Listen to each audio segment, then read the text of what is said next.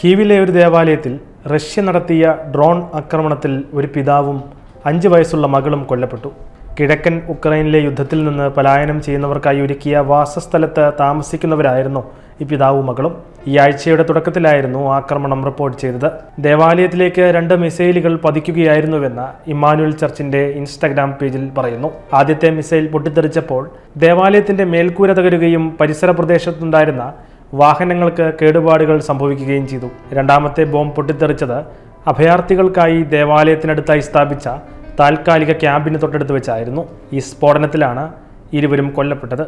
കൊല്ലപ്പെട്ട യുവാവിൻ്റെ ഭാര്യ അത്ഭുതകരമായി രക്ഷപ്പെട്ടതായും റിപ്പോർട്ടുകളുണ്ട്.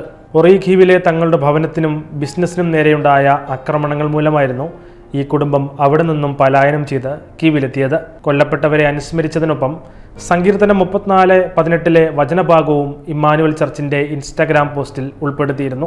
ഒരു വിശ്വാസികളും ഭയക്കരുത്, ദൈവം നമ്മെ കൈവിടുകയില്ല.